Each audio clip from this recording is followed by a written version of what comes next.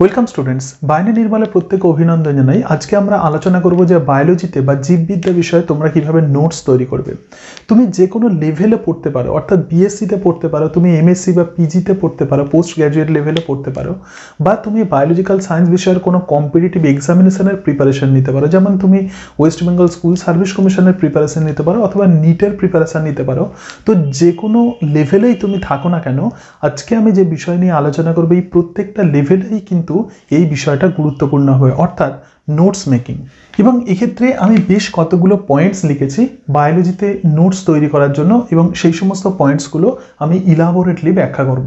ওকে, তাহলে প্রথমেই দেখো যে why notes making are important in biological science.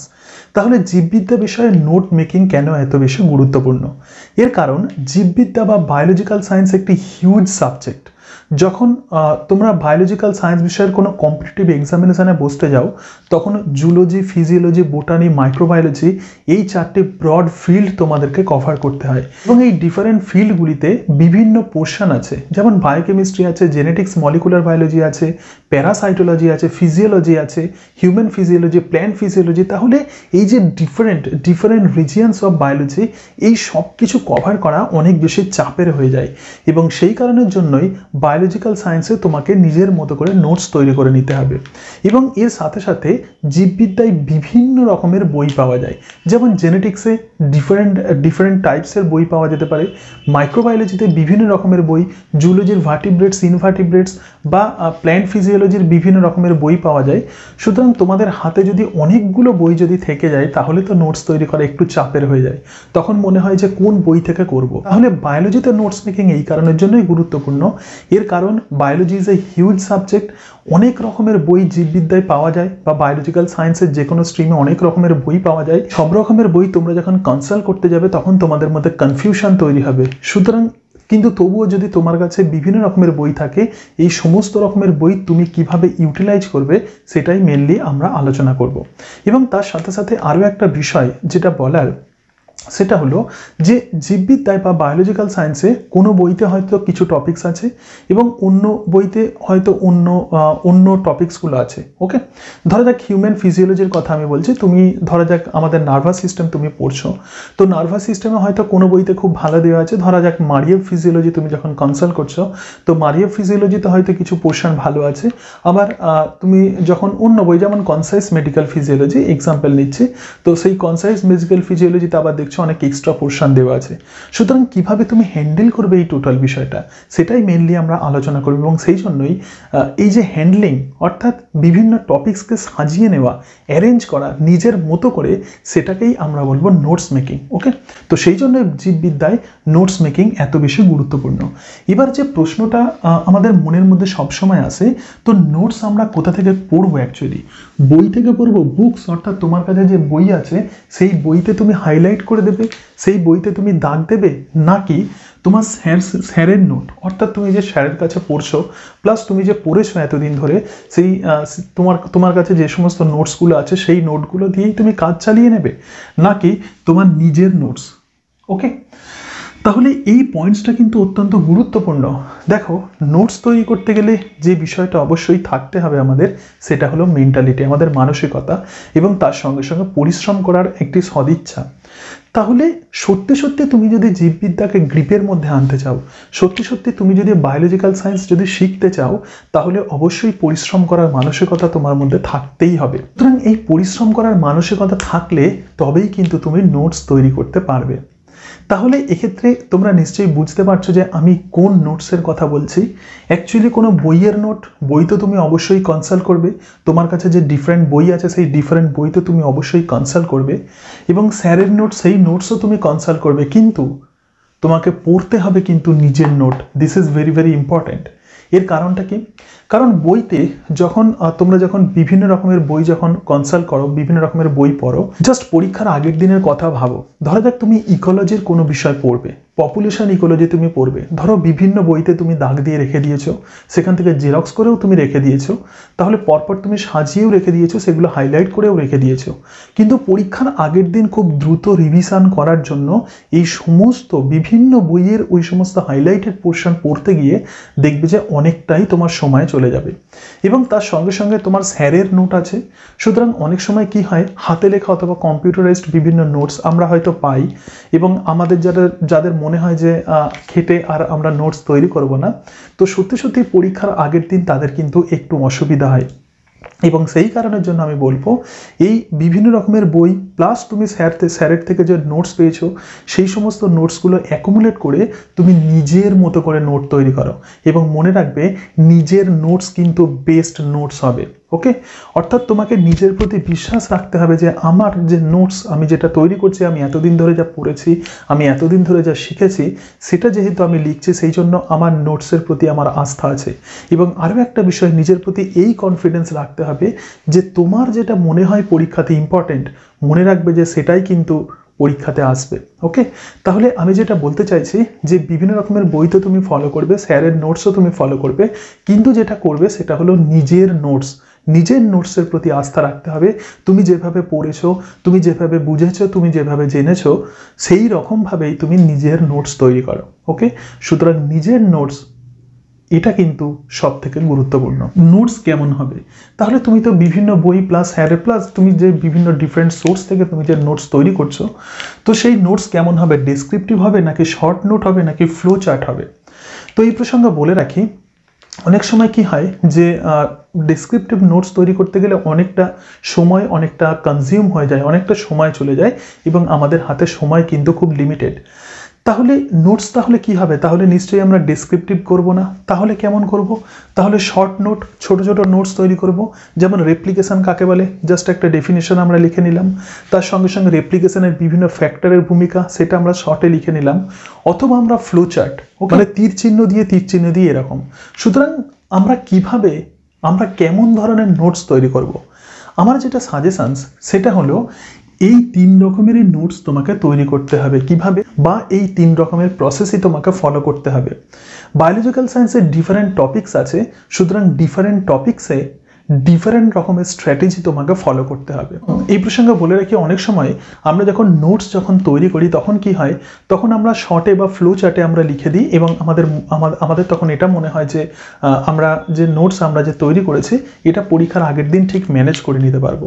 কিন্তু বিষয়টা হচ্ছে, আমাদের স্মৃতিশক্তি বা আমাদের মেমোরি খুব উইক।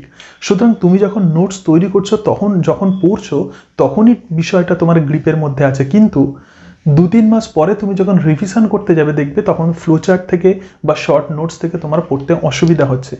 সেই জন্য পড়তে তোমাকে ভালোভাবে বুঝে নিতে হবে যে কোন জায়গায় তোমাকে ডেসক্রিপশান দিতে হবে। কারণ পড়তে তুমি বুঝতে পারবে যে কোন জায়গা তোমার ভুলে যাওয়ার প্রবাবিলিটি আছে। সুতরাং সেই জায়গায় ডেসক্রিপশান লিখে রাখো। যে জায়গায় শর্ট নোট, কোনগুলো ইম্পর্ট্যান্ট কোনো রিজিয়ন্স বা টপিকস আছে, কোনো একটা পার্টিকুলার জায়গা ধরো তুমি পড়ছো, ধরো ডিএনএ রেপ্লিকেশন, সুতরাং তার কিছু ইম্পর্ট্যান্ট টপিকস আছে, সেই ইম্পর্ট্যান্ট টপিকসগুলো লিখে রাখো, তাহলে সেটা হলো শর্ট নোট। এবং ফ্লো চার্ট মানে কি, একদম সব শেষে টোটাল রেপ্লিকেশনের প্রসেসটা তীর চিহ্ন দিয়ে তুমি লিখে দাও। তাহলে এই 3 রকমের প্রসেসই তোমাকে ফলো করতে হবে, এবং সেটা কিন্তু কোনো বই বুঝতে পারবে না, কোনো স্যার বুঝতে পারবেন না। সেটা যেটা বুঝতে পারবে তুমি নিজে কোনো টপিক্সের যখন নোটস তৈরি করছো, তখন তুমি বুঝতে পারবে যে কোন জায়গা তুমি ভুলে যাচ্ছ। যে জায়গা ভুলে যাচ্ছ সেই জায়গায় ডেসক্রিপটিভ। ওকে, যে জায়গা তোমার মনে হচ্ছে ইম্পর্টেন্ট সেই জায়গায় শর্ট নোটস, এবং যে জায়গা মনে হচ্ছে খুব দ্রুততার সঙ্গে পরীক্ষার আগের দিন তুমি রিভিশন দেবে সেই জায়গায় ফ্লো চার্ট। তাহলে ডিফারেন্ট টপিক্সের জন্য কিন্তু এই রকমভাবে তোমাকে নোটস তৈরি করতে হবে। অর্থাৎ অনেক সময় আমি দেখি যে অনেকে বলেন যে ফ্লো চার্টের মধ্য দিয়ে নোট তৈরি করতে গেলে অনেকটা সময় চলে যাচ্ছে, অত সময় দেওয়া যাবে না। নোটস পড়তে গেলে অনেকটা সময় চলে যাচ্ছে, অতটা সময় দেওয়া যাবে না। কিন্তু সত্যি নোটস আমরা কিসের জন্য তৈরি করি? নিজের জন্য, পরীক্ষায় প্রিপারেশনের জন্য। যে হয়তো তুমি অনেক ব্রিলিয়েন্ট স্টুডেন্ট হতে পারো, তোমার কোনো বিষয় পড়লে তোমার অনেকটাই মনে থাকতে পারে, কিন্তু পরীক্ষার আগের দিন বা পরীক্ষার 2 দিন আগে কোনো বিষয় তুমি যদি দেখে রাখো, তাহলে পরীক্ষার দিন একটু এক্সট্রা তোমার কিন্তু কনফিডেন্স পাবে। এবং সেই কারণের জন্য তুমি কিন্তু নিজেই বুঝতে পারবে কোন জায়গা তুমি ভুলে যাবে সেই জায়গায় ডেসক্রিপটিভ, এবং কোন জায়গা ইম্পর্টেন্ট সেই বিষয়গুলো শর্ট নোট, এবং একদম সবশেষে ফ্লো চার্ট। তাহলে যে বিষয়টা বলছিলাম, কোনো স্যার বুঝতে পারবেন না যে কোন জায়গা তুমি ভুলে যাবে, কোন জায়গায় তোমাকে ডিসক্রিপশন লিখতে হবে, এবং কোনো বইতে এটা বলে দেওয়া থাকে না যে কোনটা ভেরি ভেরি ইম্পর্টেন্ট। তাহলে সেই জায়গায় তুমি জানো যে কোনগুলো পরীক্ষাতে আসে, সুতরাং সেই জায়গাগুলো শর্ট নোটস। এবং কোনো বইতে কিন্তু বা কোনো স্যার কিন্তু মানে বলে দেবেন না তোমাকে, অ্যাকচুয়ালি সেটা বলা সম্ভব নয় যে কিভাবে দ্রুততার সঙ্গে রিভিশন দেওয়া যায়, এবং সেটা কিন্তু কিভাবে তুমি কোন টপিক দ্রুততার সঙ্গে রিভিশন দেবে সেটাকে ফ্লো চার্টের মধ্য দিয়ে রিপ্রেজেন্ট করো। তাহলে এই 3টে প্রসেসে কিন্তু তোমাকে ফলো করতে হবে। ওকে, সুতরাং পরিশ্রমের জন্য কিন্তু মানসিকতা রাখতে হবে, প্রচুর খাটতে হবে, এবং যে কোনো এক্সামিনেশান ক্র্যাক করতে গেলে, আমি এসএসসি এক্সামিনেশানের কথা বলছি, প্রচুর পরিশ্রম করে নোটস কিন্তু তোমাদেরকে তৈরি করতে হবে টপিক ওয়াইজ। ওকে, সুতরাং তার জন্য এই 3টে প্রসেসে কিন্তু তোমাকে ফলো করতে হবে। এবারে দেখো, যে বিষয়টা আমরা এতক্ষণ আলোচনা করছিলাম যে different types in different field, অর্থাৎ ডিফারেন্ট টাইপসের নোটকে আমরা ডিফারেন্ট ফিল্ডে আমরা অ্যাপ্লাই করব, অর্থাৎ ডেসক্রিপটিভ টাইপের নোটস আমরা কোথায় ইউজ করব, তার সঙ্গে সঙ্গে শর্ট নোটস আমরা কোথায় ইউজ করব, এবং ফ্লোচার্ট কোথায় ইউজ করব।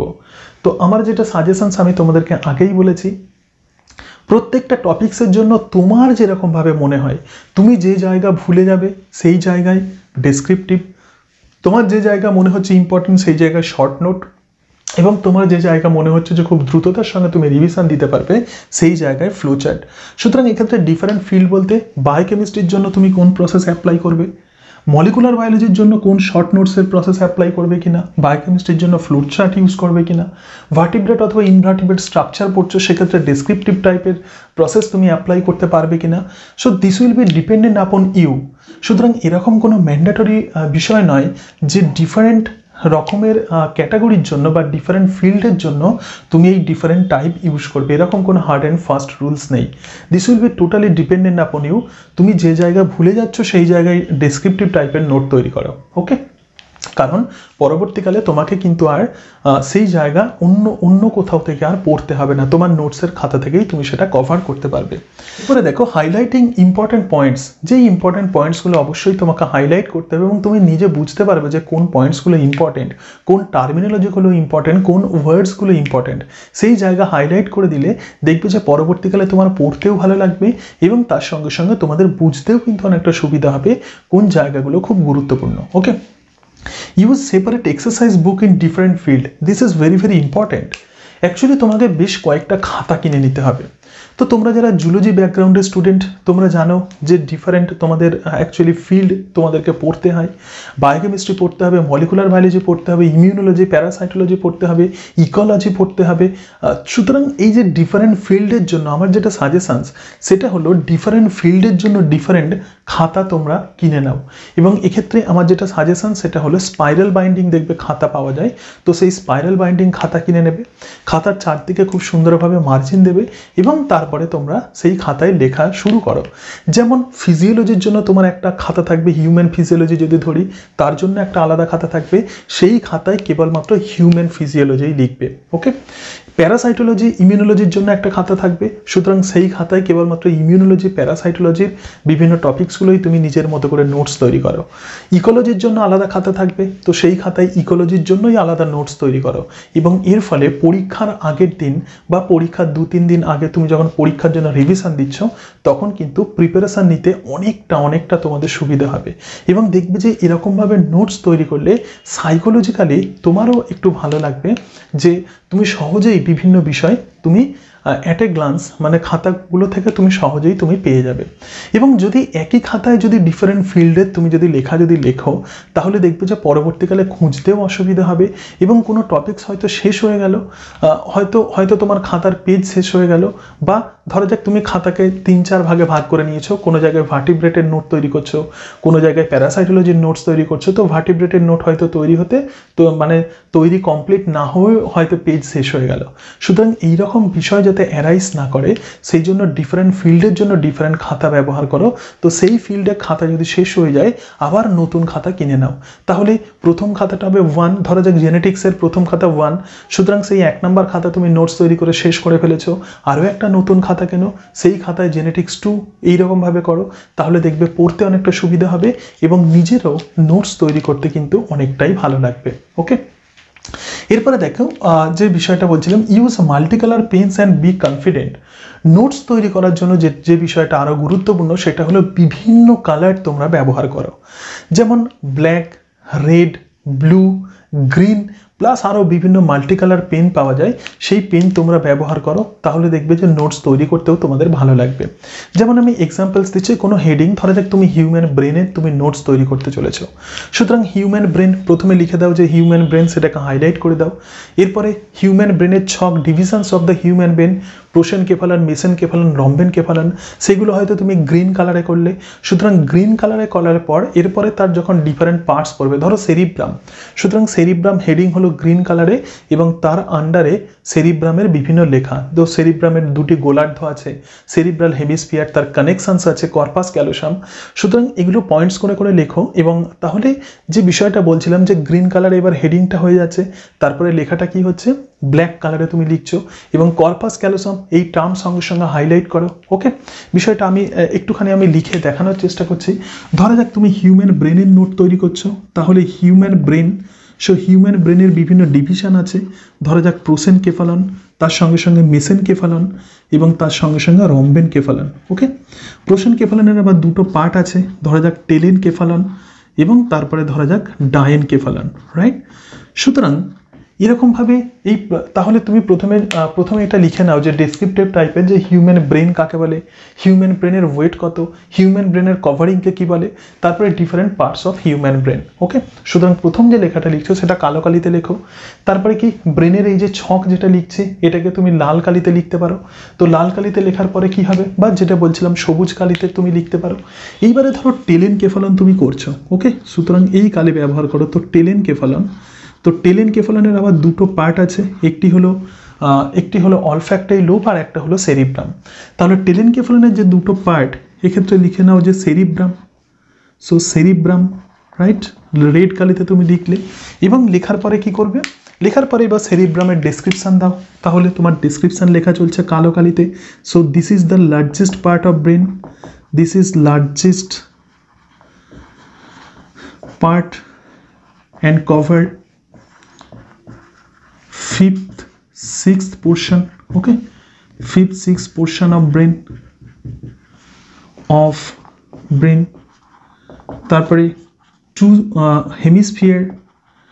hemisphere connected by corpus callosum, okay, তারপরে sulcus gyrus, so sulcus gyrus। সুতরাং এইভাবে তুমি নোটস তৈরি করছো, তাহলে এই জায়গায় ইম্পর্টেন্ট পয়েন্টস, তাহলে কি হবে, ইম্পর্টেন্ট পয়েন্টসগুলো এবার হাইলাইট করো কোনো হাইলাইটার দিয়ে অথবা অন্য ডিফারেন্ট কালার দিয়ে, এইভাবে হাইলাইট করো, এইভাবে হাইলাইট করো, এইভাবে হাইলাইট করো। তাহলে মাল্টিপল কালার তোমাকে অবশ্যই ইউজ করতে হবে নোটস ভালো করে রিপ্রেজেন্ট করার এবং নিজের যাতে ভালো লাগে। একটা বিষয় মনে রাখবে যে নোটস মেকিং এই জন্যই করা হয় যাতে খুব দ্রুত তুমি কোনো বিষয় বুঝতে পারো, বিভিন্ন জায়গা থেকে যাতে তোমাকে পড়তে না হয়, এবং তার সঙ্গে সঙ্গে পরীক্ষার আগের দিন যাতে তুমি খুব ভালোভাবে রিভিশন দিতে পারো, এবং সেই জন্যই নোটস তোমাকে তৈরি করতে হবে। এবং আমি যে প্রসেসটা বললাম এই প্রসেস তোমরা করবে। ওকে, এরপরে যেটা লাস্ট যে বিষয়টা সেটা হলো সামারি অ্যান্ড দ্য কি টার্মস ফর এক্সাম। অ্যাকচুয়ালি দেখবে যে কোনো বইতে, যখন কোনো ভালো বই তোমরা যখন ফলো করবে, দেখবে যে চ্যাপ্টারের শেষে সামারি দেওয়া আছে। তো এক্ষেত্রে আমি তোমাদেরকে কি বলবো, যে সামারি ওইভাবে লেখার দরকার নেই, অ্যাকচুয়ালি কিছু কি টার্মস তোমরা লিখে রাখো। যেমন ব্রেনেই আমরা আলোচনা করছিলাম, তো ব্রেন থেকে কিছু টার্মস তোমরা লিখে রাখো, যেমন কর্পাস ক্যালোসাম, সুতরাং কর্পাস ক্যালোসাম কাকে বলে এটা জানতে হবে, সালকাস জাইরাস কাকে বলে, গ্রে ম্যাটার কি, হোয়াইট ম্যাটার কি, নার্ভ কাকে বলে, নিজেল বডির ফাংশন। সুতরাং এরকম কয়েকটা কি টার্ম যা তোমরা শেষে লিখে রাখবে এবং তোমার নোটসে সেগুলো হাইলাইট করে থাকবে, সেগুলোতে তোমার নোটসে সেগুলো ভেরি ভেরি ইম্পর্টেন্ট বলে লেখা থাকবে। তাহলে পরীক্ষার আগের দিন তুমি যখন রিভিশন দিতে যাবে ওই কি টার্মসগুলো দেখে নাও, দেখে নিয়ে তোমার নোটসের পাতা খুলে খুলে যেগুলো ভেরি ভেরি ইম্পর্টেন্ট সেগুলো পড়ে নাও। তাহলে দেখবে খুব দ্রুততার সঙ্গে এক একটা পোর্শন, এক একটা পার্ট অ্যাকচুয়ালি খুব দ্রুততার সঙ্গে তোমার শেষ হয়ে যাবে। ওকে, তো এইরকমভাবে তোমরা যদি নোটস তৈরি করো তাহলে কিন্তু তোমাদের অনেকটাই সুবিধা হবে। এবং বায়োলজিক্যাল সায়েন্সের মতো একটি হিউজ বিষয়কে, বিশেষত তোমরা যারা ওয়েস্ট বেঙ্গল স্কুল সার্ভিস কমিশনের জন্য এক্সামিনেশনে বসতে চলেছো, তাদেরকে তিনটে গ্রুপই তোমাদের পড়তে হবে পিজি লেভেলে তোমরা যদি পরীক্ষা দাও। সুতরাং এরকম হিউজ বিষয়কে নিজের গ্রিপের মধ্যে আনার জন্য অবশ্যই তোমাকে নোটস তৈরি করতে হবে। এবং এই প্রসঙ্গে আমি আমার খাতা, অ্যাকচুয়ালি আমি আমার নোটসের খাতা আমি তোমাদেরকে দেখাচ্ছি, তাহলে দেখলে তোমরা বুঝতে পারবে। ওকে, দেখো এগুলো আমার নোটসের খাতা। অ্যাকচুয়ালি আমি 3টে খাতা নিয়েছি এক্ষেত্রে নোটসের খাতা। তো তোমরা দেখতে পাচ্ছ যে প্রথম যেটা আছে সেটি হলো হিউম্যান ফিজিওলজি।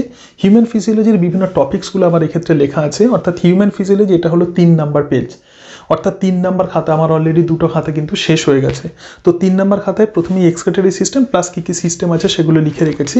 তাহলে দেখো এক্ষেত্রে কীভাবে আমি নোটস তৈরি করেছি, তাহলে একটুখানি দেখে নাও। হিউম্যান ফিজিওলজি যেমন এক্সক্রেটরি সিস্টেমের নোটস কীভাবে লেখা আছে। আমি অ্যাকচুয়ালি ডেসক্রিপটিভ করেছি, কারণ আমার স্মৃতিশক্তি খুব দুর্বল এবং সেই জন্য পরবর্তীকালে আমি যখন রিভিশন দিতে যাই তখন একটু অসুবিধা হয়। তো সেই কারণের জন্য আমি ডেসক্রিপটিভ টাইপের আমি নোটস তৈরি করি। এবার সেকেন্ড খাতা আমি তোমাদেরকে দেখাচ্ছি। তাহলে দেখো যেমন এটা হলো ট্যাক্সোনমি। তো ট্যাক্সোনমির খাতা, এক্ষেত্রে ট্যাক্সোনমি এবং প্ল্যান্ট গ্রুপস। তো দেখো এক্ষেত্রে আমি কিভাবে নোটস তৈরি করেছি একটু দেখো। মাল্টি কালার আমি ইউজ করেছি। ওকে, সো মাল্টি কালার এক্ষেত্রে দেখতে পাচ্ছ বিভিন্ন কালার ইউজ করেছি, সুতরাং মাল্টি কালার এক্ষেত্রে ইউজ করা আছে। ওকে, আরও একটা খাতা আমি তোমাদেরকে দেখাচ্ছি যেমন ইমিউনোলজি এবং তার সঙ্গে সঙ্গে ডিজিজ। সুতরাং দেখো ইমিউনোলজি কীভাবে আমি নোটস তৈরি করেছি। তো ব্যাকটেরিয়া, আচ্ছা একটু ইমিউনোলজি দেখাই।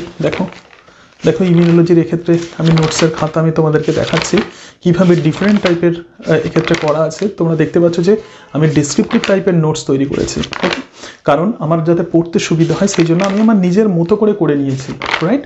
তাহলে এরকমভাবে তোমরা যদি নোটস তৈরি করো, তোমার যদি মানসিকতা থাকে, তোমার যদি কনফিডেন্স থাকে, তোমার যদি নিজের প্রতি আস্থা থাকে, তাহলে তুমি কিন্তু সহজেই বায়োলজিক্যাল সায়েন্সকে গ্রিপের মধ্যে নিয়ে আসতে পারবে। এরপরেও যদি তোমাদের কোনো কনফিউশন থাকে অবশ্যই কমেন্ট বক্সে কমেন্ট করো, আমি সেই সংক্রান্ত উত্তর দেওয়ার চেষ্টা করব। নোটস মেকিং সম্বন্ধে যদি কোনো কোয়ারিজ থাকে তাহলে আমাকে তোমরা সেই সম্বন্ধে জিজ্ঞেস করতে পারো, মানে কমেন্ট করতে পারো। ওকে, সকলে খুব ভালো থেকো। আজকে তাহলে এই পর্যন্তই। So thank you and that's it.